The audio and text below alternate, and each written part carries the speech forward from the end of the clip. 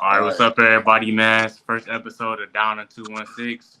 You got me, Pip, and my boy Will. What's going on with y'all, man? How y'all feeling today? How y'all doing, man? We about to get into it. I'm about to get right into it, man. So the first time we're gonna talk about Amari Cooper's contract situation. So, how you feel about Amari Cooper and the contract situation here in Cleveland? I feel like it's an interesting topic, man. With the Browns and Andrew Berry, one of the biggest criticisms I could say to this point with him, I feel like it's drafting a wide receiver. Hold on, my phone slotted. Drafting a wide receiver. I feel like with him and with doing that, I feel like the biggest thing is he just hasn't been able to draft one, so we keep putting this down a rabbit hole of needing to replace Amari Cooper.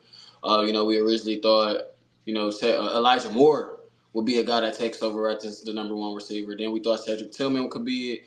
He struggled with learning the playbook, and now it's been about 2 years or so. We even had Anthony Schwartz, but now it's been about 2 or 3 years or so, and we still don't got a significant wide receiver. I didn't even name David Bell, so it's on us for being in this situation. And the market is the market. It's unfortunate, but he's going to have to get paid something that is going to sound outrageous, but it is the market for who he is.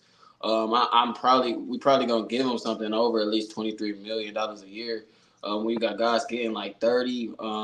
What Jefferson got 30? He got 35. Damn. 5 of them things.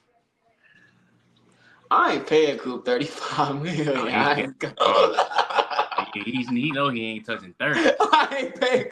Hey, Coop, I love you. Look, man, Coop.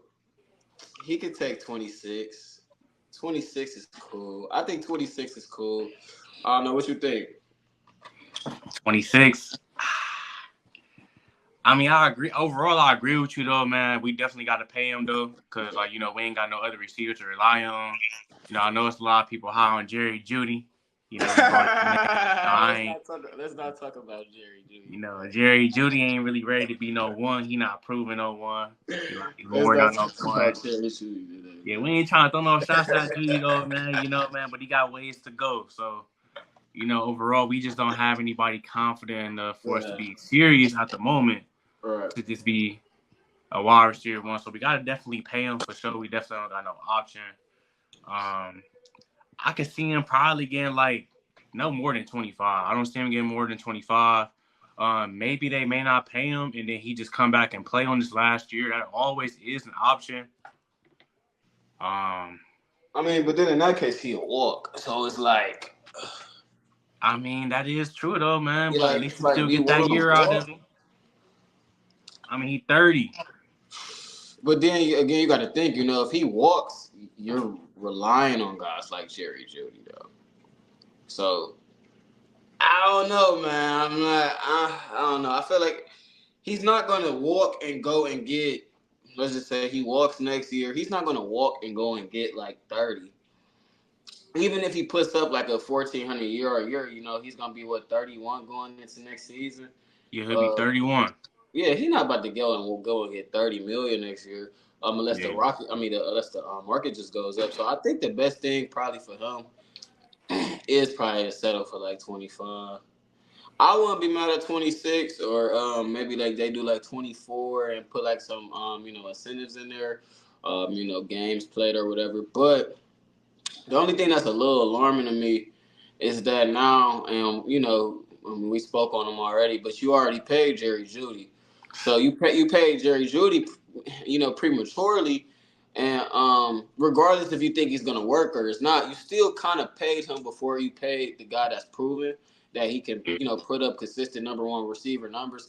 So if I'm Amari Cooper, hey, why is Jerry Jeudy, under contract for 3 years, and he doesn't have a 1,000-yard season, and I'm Amari. Yeah. And we're on the same team, playing for the same franchise, catching the same passes.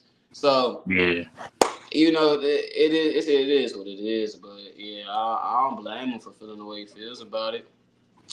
Mm-hmm. That's probably why you feel that way, man. Because Jerry Jeudy came and got that bread. For sure, man. So we definitely got to pay him. We ain't got no choice, man. We definitely got no choice.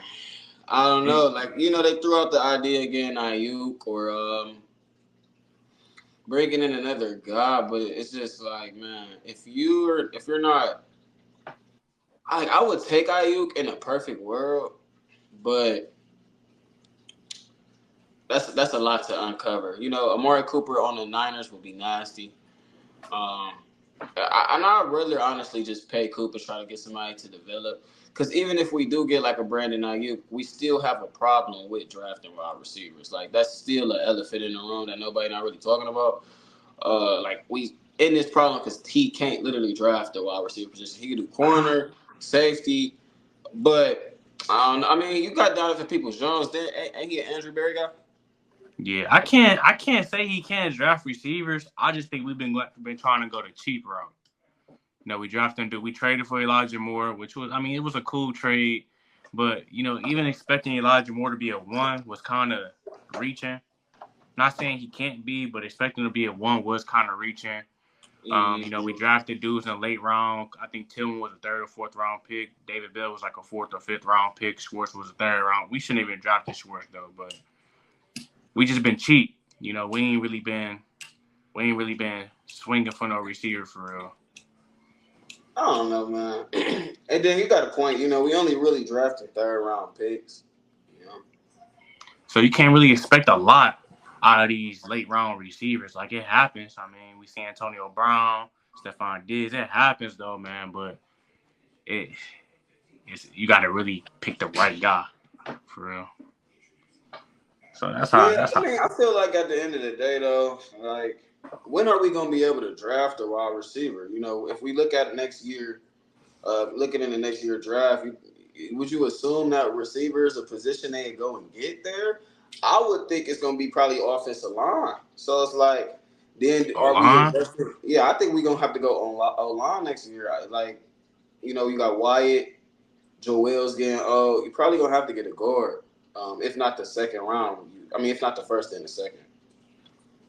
So, I think Wyatt cool. We just drafted that tackle from Michigan. He was a top tackle in the nation before he got that injury. We got DeJuan Jones still. Yeah, I think they gonna use him to take over for Conklin because Conklin can't stay on the field for real. So they gonna use him to step in for Conklin for real. And then I think Jedrick Wills gonna end up walking. What about Jed though? If you got DeJuan stepping in for Conklin, and then we still got Jed on the other side. We got Jed, Joel Bitonio, Ethan Posick, and what's bro name from Ohio State? I can't think of his name, but the center.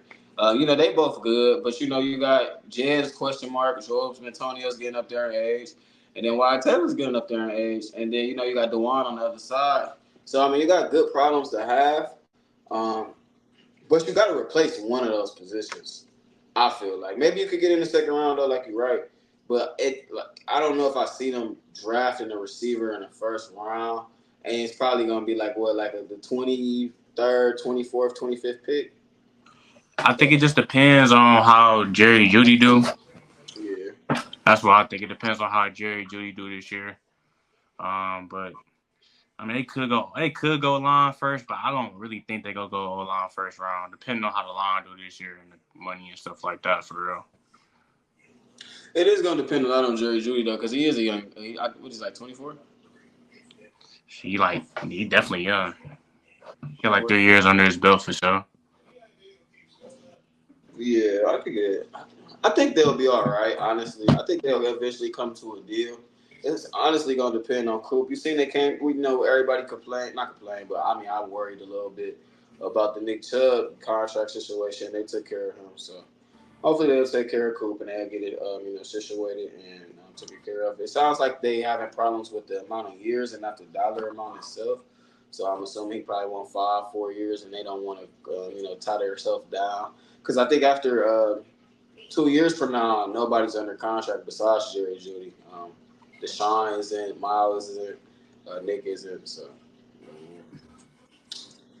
speaking of Deshaun, though, getting into another topic, what is your expectations realistically for him this year? What do you see for him? If you want to go and based off of like numbers, or do you want to go based off of like certain specific moments in a game? And where do you see him, finishing as far as like the top quarterbacks in the league as far as this season? So with Deshaun though, man, like this how I feel. We've been giving him a pass for the past 2 years because he been hurt.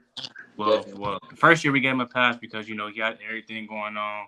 He already wasn't playing for a minute, so we gave him a pass. He came in, wasn't really playing the best. Second year he came out there, he had some moments, but he wasn't looking the best. But then he started catching fire a little bit. He was heating up a little bit. Then he got hurt. But even with him getting hurt, with him getting hurt, people still didn't see enough good moments out of Deshaun Watson to be confident. And then when Joe Flacco just came out there just letting it go for 300 yards a game, everybody started talking crazy, saying Joe Flacco was better than Deshaun Watson and all this type of weird Oh man. It's a lot of pressure on Deshaun Watson, man. Like, it's a lot of pressure on him, man. With the fans seeing that, man, they're not gonna forget that, and it's gonna be hard on you. So I feel like I personally expect him to be good because I don't think he's a bad quarterback. I expect him to be good. I think all the pieces are there for him to succeed. I've seen him do a lot with worse. He got a line out here. He didn't have a line in Houston. He got running backs here. He didn't have the best running backs all the time in Houston. And we seen him perform with decent or mid-tier receivers in Houston. He got Amari Cooper, David Njoku, and decent dudes. So I feel like everything is there for him to succeed. It appears the play calling going to be better this year by default since the new coordinator going to be calling the plays. So I Have we expect him to confirmed do that? good. You said what? They confirmed he called the plays?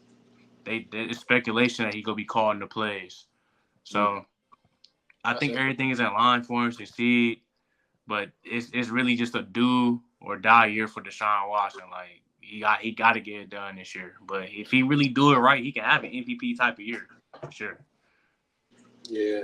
I don't know, man. With me, it's always been a very, different topic and, different situation going on with Watson, man. And it's always something I would say. But I feel like what a lot of people do is a lot of people, try to push a narrative in a way and try to push, a certain, agenda out. And a lot of lies get thrown out and spewed in far as that. I going back and rewatching the 2023 season, I felt like he was pretty good. We got to look at each moment in every game. We look at the Cincinnati Bengals game, the game one. He made a play in the fourth quarter, running with the touchdown. His worst game, and I feel like his only bad game, was against Pittsburgh. Against Tennessee, he threw for 290. Made that deep ball in the fourth quarter to Amari Cooper. Got hurt in that game. He played 3 games essentially. He got hurt, and then he comes back against the Cardinals. You could say the Colts, but he clearly rushed that back. He comes back against the Cardinals. Has a cool, decent game. Has a good fourth quarter, makes a play to go ahead and get it. But my biggest thing with Deshaun is his health. I feel like if you look at it, like, let's just talk about the last game he played against the Baltimore Ravens. That's a game he came back against the best defense, not named the Browns, in the NFL. The number 1 seed on the road against the MVP. And not to mention, we didn't have our 2 starting left or right tackle. We're on our 5th and 6th string linemen, down 14 in the fourth quarter, and still shows that ability to come back and win that game on the road. That's shit that Baker wasn't doing, or Joe Flacco wasn't doing. And at the end of the day, if we gonna feel the way we feel about it, he got to perform and he got to play. And I think the biggest way for him to do that is him staying healthy, him not risking his body on 2nd and 7. Of a game against the Cardinals. It's like him not doing stuff like that. Him not, oh yeah, here goes a 300-pound lineman. I'm about to shoulder check him, and it's the first quarter of the Titans game. Why are you doing that? Like stuff like that, where you gotta protect yourself from yourself almost. That's my biggest concern with him. I feel like if he can stay healthy, he could be a top 10 quarterback. Number wise, I don't know. I would really say he should be over about 4,000 yards. I want to say, about 28 and no more than 28 touchdowns, less than 10 interceptions. And I think this team should win at least 10 to 11 games. I think it should be a good team. And I think the biggest thing with Deshaun really and what it's all going to come down to at the end of the day is in the fourth quarter, Patrick Mahomes on the other side, Lamar Jackson on the other side, Joe Burrow's on the other side. You got to get this game. Are you going to get it? Is your quarterback going to be somebody that adds or subtracts when you have to go up against an elite quarterback? At the end of the day, if he's not able to do that, then this was all a waste and it wasn't worth it. So I hope he's able to answer the call. I think he will be able to. I think he still has that ability to win games as he showed it last season. But when we get away from the season, the media and the narrative as far as everything is gonna get clouded, and we're gonna forget what really happened, and how we really felt about it. Because if they never announced him, being done for the year after that injury, everybody was pretty optimistic that we was about to go to the playoffs. No, for sure. We all forget about that, But in hindsight, we'll see how he do this year. They got a big game win against the Cowboys, so. Right. And about his health, though, man, like, I feel like whoever's calling the plays last year, allegedly it was Stefanski. I feel like Stefanski was running too much. Deshaun Watson, he got the ability to run. Don't get me wrong. He can run the ball. But he's not really that type of quarterback, though. Like, he more like a passer. He's just an athletic passer. He can run, but we was doing too many running back, QB options with him. I feel like we was just doing too much with him, though. So I feel like that really played a part in him getting hurt for real. So definitely, yeah. They the play got hurt on was like quarterback power, like some crazy. Like, what are you doing? Like on the 12-yard line, he ran quarterback power up the middle. Like, I don't know, man.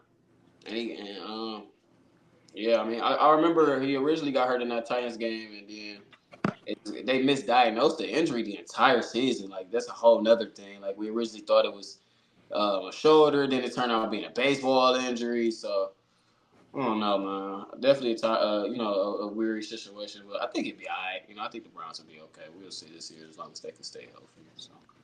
No, for sure. Yeah. But what you think about Nick Chubb in the running back room?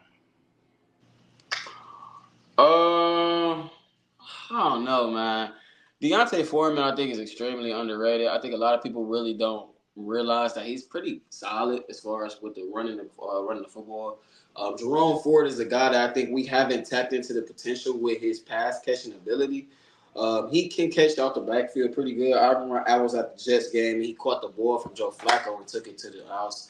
He got that ability, man. He definitely has some talent, but for the love of God, he can't see the field. He can't see an open crease to save his life. So hopefully Deontay Foreman can stay up and be out there for a couple of weeks. Now, what I will say about Nick Chubb, since that's who we originally was referring to, I don't want to be too much of a homer or like too optimistic, but I feel like he'll be back by week 3. And a lot of people is automatically assuming that he's going to be like a week 11, halfway through the season. If you look at what occurred from his injury that he sustained when he had an ACL injury the first time and came back from it, it's still about adds up to the same timeline that he should be back by the end of September, early October. He's running on the field. He's lifting weights. I feel like he'll be okay to be back now, but I don't want him to rush back. If you remember the Odell Beckham situation, how we kind of deal with that. No, I ain't like how Stefanski handled that at all. I feel like Nick Chubb, with him being a running back, it's gonna be a little bit easier to ease him in. I think week 2 and week 3 he'll probably get like 2 or 3 carries or so, and then probably by week 5, week 6 he'll be back up to about 12 carries. And then they'll start easing him back up to his full workload where he was originally at. The only thing that is, like, when he's done and he's back to being him, what happens to that running back room? I think Deontay Foreman probably goes to the running back 3, unless Nick Chubb, starts to catch the ball out the backfield, and then maybe that gets rid of Jerome Ford. But yeah, I think that's how I see it playing out for real. You need this running back room. I wonder how we're gonna be able to do without Kareem Hunt.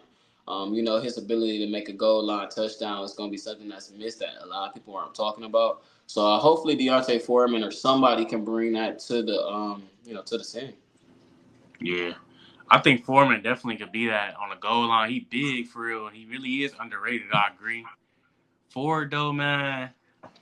Ford definitely underrated in the catching game. I just don't really like Ford though. Like I was optimistic about him though, man, but I don't really like Ford. He just an average dude, man. Like like cool though, but he just an average dude, So I ain't really feeling him. I definitely would prefer Foreman to lead the backfield if he got to week 1, and then Ford, just be mixed in. But Nick Chubb, though, even though we know who Nick Chubb is, I still lightweight and I'm concerned to see how he gonna be when he come back. Because that injury was crazy though. Even though they expected him to make a full recovery, you also gotta remember he had the same injury on the same leg in college, and it was bad. This is why his draft stock dropped in the first place. So, it's one thing for them to say he's expecting to make a full recovery and stuff, and I think he probably can, but it's really gonna be interesting to see how he really played this year. Like, is he really gonna be the same Chubb, or is it gonna be like a Todd Gurley situation? Mm-hmm. Or it's definitely something to really watch out for. But we definitely need him back. Even 95% Chubb would be good. Yeah, definitely, man. Definitely. I don't know, man. I feel like it all depends. If we base it off what he's done in his career, he's gonna probably be good when he gets back. It probably still be about, like you said, about 95%. But if it's based off more of like his age and his wear and tear of his body, he'd probably be about like 80% of the player he is. Now, what does that look like? I don't know. He left the game the best running back in the league. A lot of Yeah, people forget about that. So yeah. I think 95% him, he'll probably be still a top 3 back. But like if he's like 80%, then he'll probably be like not maybe a Todd Gurley situation, but maybe like a juiced up Ezekiel Elliott almost, where he's starting to slowly fall off that cliff. But I think he'll be all right. I think he'll have probably 1,000-yard season. Probably like 900 yards. Probably about 900 yards. If he plays about 14 games, 14, 6, yeah, probably about 14 games. He should be able to get like 900 yards. He can clear 1,000 for sure, low key. I think he should be able to get 900 yards. Yeah. So what was he getting before he left? Like what? Like 1,400? Let me look. Like Yeah, 14? I think he touched 1,400 before. I thought he was. Well, did Derrick Henry get 2,000, or that was almost Derrick Henry that got? He got 2,000. Damn, 2,000 is nuts. Yeah. Oh yeah, he was getting 1,500 yards. Yeah, so he missed a few games. He still should clear 1,000. Yeah, 1,500 yards. His lowest year was 2020 with 1,000 yards, but each year in 2023 he averaged 6.1 a carry. That's crazy. Yeah. That's crazy. He averaged 6.1 a carry. Man, that's Nick. But I feel like it's gonna be a good year for the Cleveland Browns. But how are you on the Cavs right now? What would you say, and how you feel about this upcoming offseason? The Cavs got a lot to unfold, a lot of different takes on them. What's your take on the Cavs, and what do you think they'll do best? What do you think they need to do to be the best version of themselves? So the Cavs, man, they need to help Don. Don, the star. I keep telling people Don, the second best, greatest player to wear a Cavs jersey besides LeBron James. And it sounds crazy though, but like I'm looking at it from like a leading the team standpoint. Like Kyrie Irving, you could say he the second greatest Cav to wear a jersey, but he ain't lead us nowhere like Don. Don is a player I've been to the playoffs every year. Don is my favorite player, but been to the playoffs every year that he's been in the league. And without him being here, we wouldn't even be having the ability to see the Cavs in the playoffs or be having this conversation right now. We'd probably be talking about who we just drafted in the top 10 or some shit. So I feel like we need to really help Don. Don, he went out there. He had a slow start to the playoffs, but he picked it up. Garland is nowhere to be found. Mobley, he was picking it up in like that last game. Jared Allen, he was tucked with the rib injury, But 2 straight playoffs, it's been players not stepping up in the moment, and I feel like that needs to change. And it's just sad to see that right now we're not making no moves. Like it's like you just seen what happened out there. You've seen how Garland is. Garland clearly not able to step up. He's passive, and I guess there's rumors that him and Donovan don't really play good together. So I just don't understand why he's not gone. And I don't understand why they ain't making no moves. They've signed, not a soul in free agency. Yeah, man. I don't know. I feel like with the Cavs, I feel like it's the foundation. And that's the problem with the Cavs, man. I feel like you got Donovan Mitchell, undersized guard. Darius Garland, undersized guard. Evan Mobley, oversized forward. Jared Allen, a center. That's slow. You got Isaac Okoro, who just learned how to shoot after the All-Star break. You got Karis LeVert, who is underperforming. You got, who else is on the team? Amari Bates, not really getting play time. You got Sam Merrill.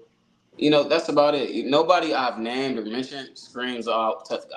Nobody I've named or mentioned screams out grit or hustle play or, we don't have those type of guys. A Robert Covington, a Trevor Ariza, a Patrick Beverly, a Draymond Green. We don't have those type of guys on our roster. Um, I think you got to get rid of Darius Garland and Jared Allen. I think Jared Allen isn't that bad, but I feel like Jared Allen is directly impacting the fit of Evan Mobley.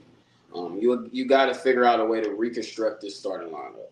You got a starting lineup that is not able to space out offensively at all. I think if you get Evan Mobley in there at the 5, and then with getting Mobley at the 5, you could get another 3-and-D forwards to go in, kind of similar to what the Pelicans run when they have Trey Murphy and Herb Jones in the lineup out there with Jose Alvarado.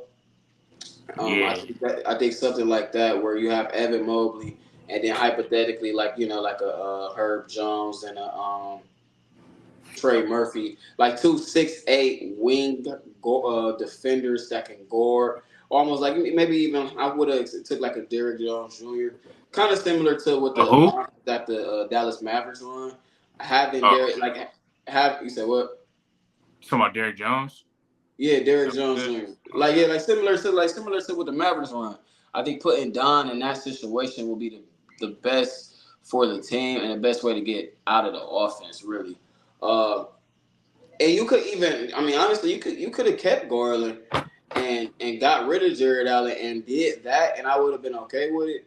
But now with everything going on, it's going to be kind of hard to get Garland back up to his speed, and we are going to have to accept what's going to happen once we trade him. He is going to become a better player somewhere else, and is he though? He's going to become a better player. Is he though? He's going to, man.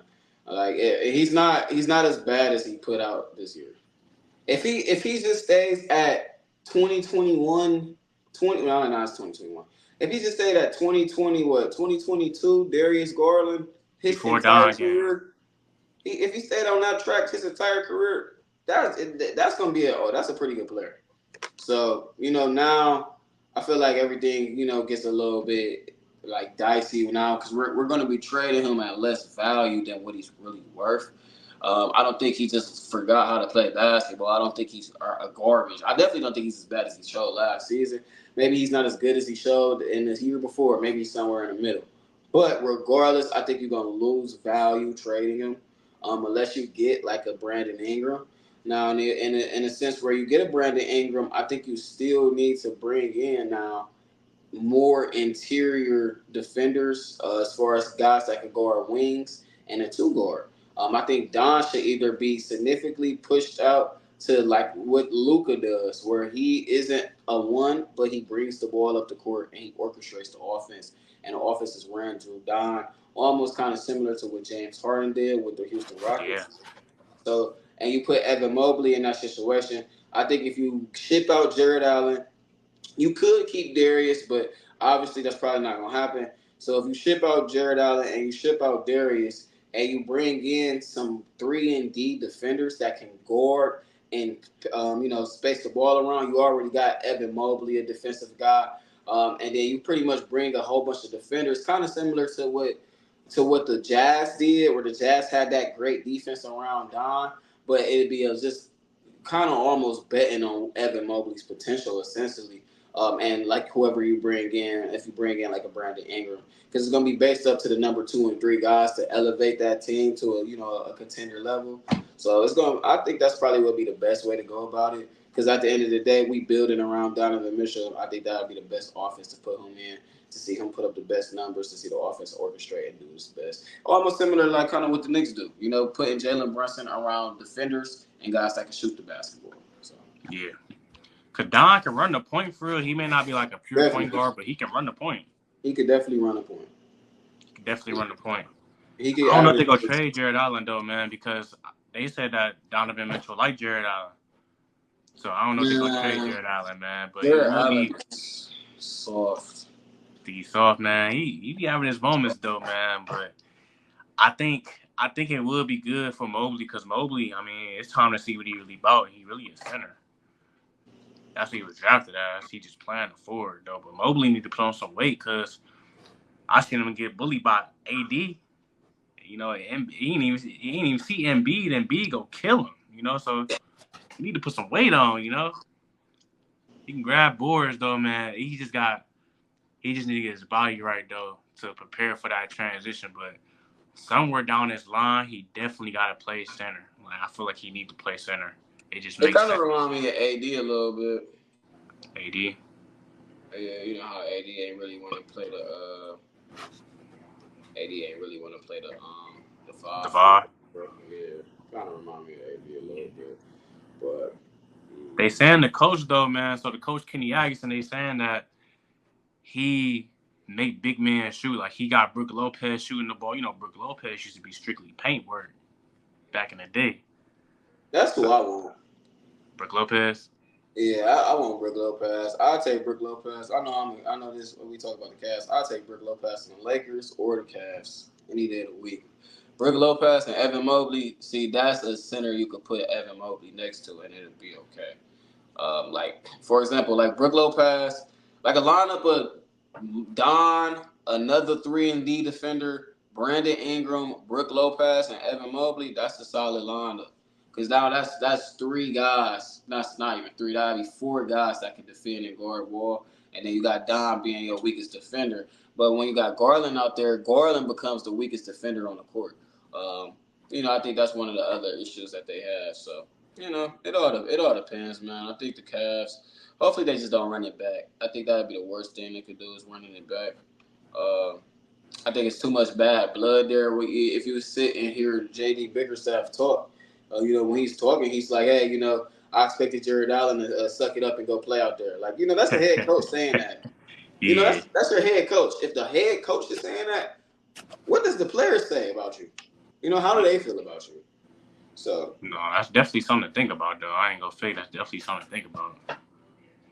Yeah, I think they gonna do. They got something. They gotta have something in the works. I mean, we're missing out on a lot of players. Like, I feel like the only player out there that we can potentially trade for is Trae Young or Brandon Ingram. Trae Young just a sleeper, though, but I think Brandon Ingram probably. I don't see what trade. I don't get the trading for Trae Young, though. I don't see that one, because it's like Trae Young. Yeah, he's Trae Young. He's good. I like Trae Young, but the fit Trae Young and Don together, I'm not like, it's gonna be superstar potential there, but defensively, that's gonna be a problem. I mean, yeah, but I think the pros are what outweigh the cons, though. Low key, I mean, Trae Young, he definitely facilitates the rock better than Garland. Definitely a better shooter, and he just a better player, I think he'll be better alongside Don if they plan on keeping, a 6'1" guard anyway. Now, what I would say, if they was to get Trae Young, I would keep Jared Allen. Yeah. And I would just try to get, like, who are they got over there? Like Sadiq Bey? Does Sadiq Bey play for the Hawks now? No, he's a free agent. Yeah, I would get like a Sadiq Bey or like a Bojan or like a forward of that nature that can stretch the floor. But Trae Young and Donovan Mitchell, that's all the offense you need. Now, what we gonna have to realize, though, what you're saying, that is, you pretty much saying F Evan Mobley's potential and his growth. I mean, not really, though. I mean, He got to get in where he get in at. We trying to win a ring. Trae Young and Donovan Mitchell with Evan Mobley and Jared Allen. I don't know if that's gonna win a ring. Cause they already was gotta doing. go You gotta through think Boston. about it. You gotta think about it. They already was hooping with a shitty coach. I mean, I don't know. Trae Young just he would make the team better. It's just about how much better. I don't know. That's what I think. I don't know. He'll definitely raise the superstar potential on the team because he gonna have those games where he go for like 40 and Don got like 40 and it's like a combined 80 points. Like I said, it'd be similar to like what the Mavericks doing, just I think at a lower level, in my opinion. I think just at a little bit of a lower level. Yeah, for sure. But I don't know, man. It's all gonna depend. That's the thing with Don. I think that he got to run on offense, and I think the best thing we can do is just put him around the most lengthiest wing guys that we can do, and try to go from there. But it's all gonna depend on that coach as well. What you think about the coach? I ain't really did too much research on him, man. You know, I think he coached for the Nets, right? He did coach for the Nets, yeah. And now he had Kyrie, KD, and James Harden. That was that Nets? Yeah. So that don't sound good already. He a vet, though, man. I think he'll be cool. He a vet for sure, though. I think that probably just a bad experience, though. But he a vet, though. I think he'd definitely be better than JB. Oh, he's definitely better than JB. I'm not, concerned about that. But I don't know, man. You know, I think it's all going to come down to we got to look at the Eastern Conference as a whole. You know, you got Paul George just went to the Sixers. That's a thing. Mikal Bridges just went to the Knicks. The NBA championship is with the Boston Celtics. That's 3 teams right there that the Cavs got to beat. You know, Joel Embiid, Boston, New York. That's not including the Pacers that went to the conference finals. Now, I don't think Indiana got better. Of course, I think the Cavs is probably better than Indiana. But there's teams that's knocking on the door. And we got to figure out what's going to be the best way to get this Cavs team to compete with that. Because those teams got players. Like, the Knicks is serious. The Knicks got Jalen Brunson, Mikal Bridges, Josh Hart, DiVincenzo, Julius Randle, like Mitch Robb. They got pieces over there. And then, you got the Sixers. We already really couldn't deal with Joel Embiid. Now you might lose Jared Allen, so we really not going to be able to deal with Joel Embiid. So I feel like it's going to, it's a lot that's going to have to get discovered, and they're going to have to figure it out. But I think the current way that they're constructing the roster is not going to be a way that wins them a championship at all. So I don't know. I don't want to be too harsh though. I try to be real with y'all. I don't want to go too hard on or too deep onto something. No Diddy, but man, I think that's real though. I don't see it. I think they need a star bigger than Trae Young to be a championship level team. They need I'm trying to think, man, like a Kawhi Leonard. I know that sounds so far fetched. It's definitely far fetched, though. Definitely far fetched, but they need like a Kawhi Leonard though, like that level of KD, like if, for example, if KD go to the Rockets right now, are we better than the Rockets? Probably not. Probably not. They was low key turned up at the end of the year. They got a lot of players. So, I don't know. I definitely get what you're saying though, man. Like, it's just, man, we definitely don't got no star that we can get. I don't know. I feel like if we got B.I. or Trae Young and just add some defense, because, I mean, we don't got no defensive players either, though. We was getting cooked. Yeah. Defensive players. B.I. can't stay healthy, though. That's another thing with getting B.I. And then it's like, how can we get B.I. now that DeJounte Murray went to the Hawks? It depends. Well, we wouldn't. Yeah, Garland wouldn't. That's why. Yeah, Garland wouldn't read. Maybe if they wanted Jared Allen, but if they want Jared Allen for BI, okay, now I would like that. I see that's something I could get around. Maybe I mean, like I said, this is far fetched as well, but get Jared Allen and some pieces, maybe a Coro, Jared Allen, a first for BI. And then, they get BI over here with Garland, Don, and then they bring in like a Brook Lopez. I heard the Bucks wanted like a first for him. They bring in like a Brook Lopez. A first for Brook Lopez? Yeah, they want a first for him. Shit. You said what? Oh. I don't know. They could take 2 seconds. But, like, hypothetically, like a big that can stretch the floor or a wing that can stretch the floor with, like, a Brandon Ingram, a Garland, and Mitchell, that's something I could get around. But it's all going to depend, man. It's going to be we got to really talk about this GM. He ain't did nothing yet besides re-sign Don. We ain't made no moves. They done got Paul George on the Sixers. We in the same division as them. I know it's basketball. It's not that important. But, Paul George is on the Sixers, guys. Somebody got to make a move. Mikal Bridges is on the Knicks. Somebody, we got to make some type of move, man. The other teams around us is getting better. Boston is re-signing their players. So I just want to see Kobe Altman, do something at this point. No, that's fair, though, for sure. Man, I think that's fair. I don't got no faith in him, though. I don't know. I miss David Griffin, my man Dave. Brian used to get them boys up out of there. No, hell yeah, definitely. I mean, I like that he went and got Don, though, man. But yeah, we ain't. Other than that, that's probably his biggest thing doing again, Don, man. That's the only thing he done did.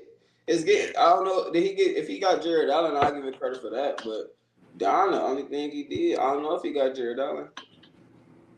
Jared Allen was over here for a minute. He might have. I don't know. I think he might have. Jared Allen was for the free, though. We got him for free. So that's what I said. Whoever got Jared Allen get an A+ for that. But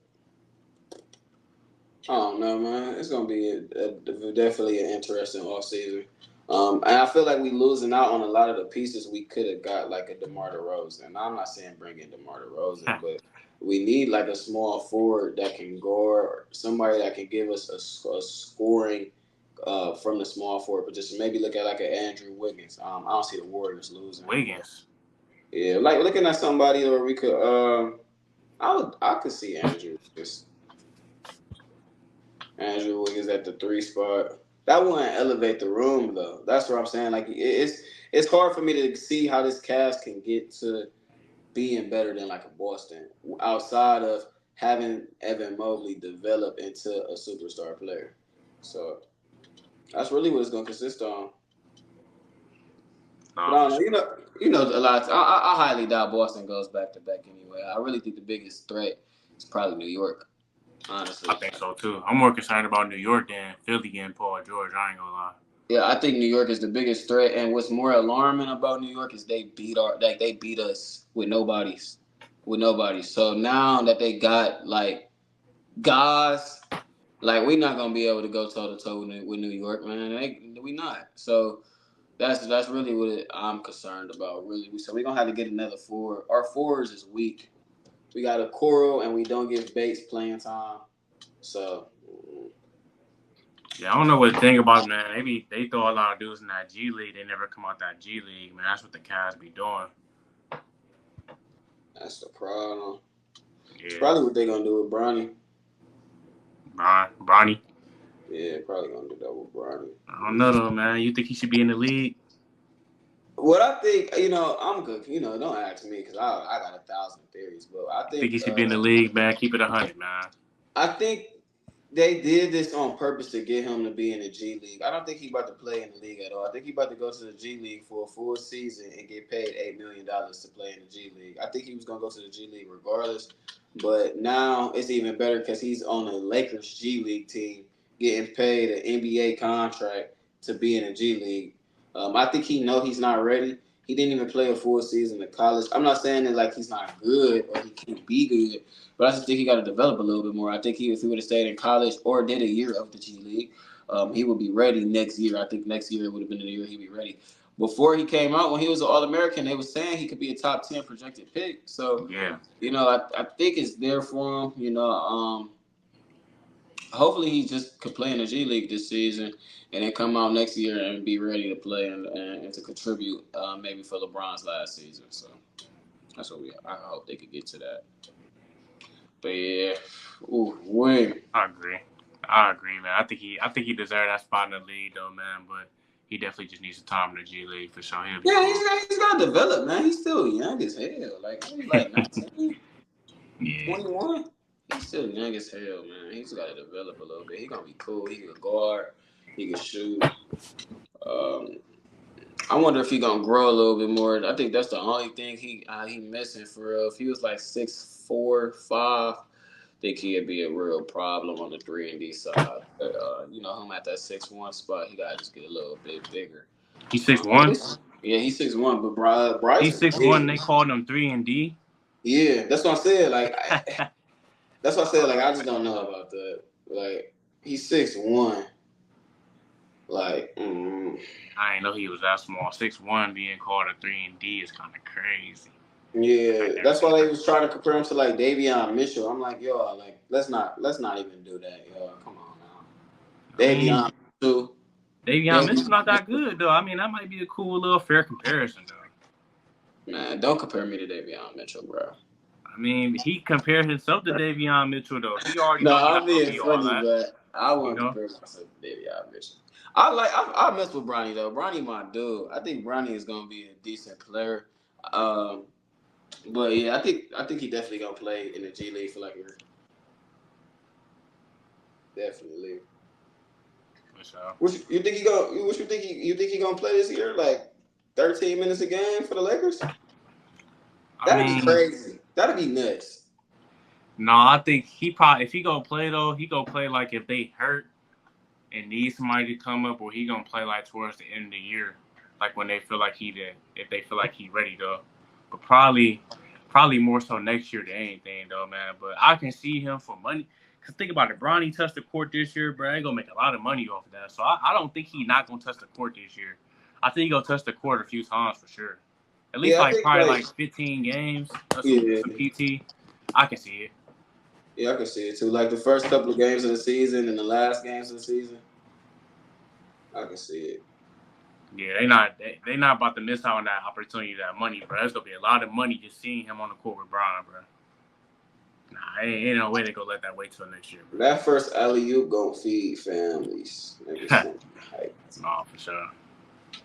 Well, no, man. Is there anything else you want to touch into or get into her? No, I think we're good, man. So we got the first episode in, man. It's down to 216, man. It was pretty cool, man. Y'all let me know what y'all think about our first episode, how we did. If y'all got any comments, concerns, anything y'all want to talk about, comment down below. We're going to respond to all comments. If you got anything you want to bring up on the next episode, we can do that as well. So, like, comment, subscribe, man, and we'll be back with another episode soon.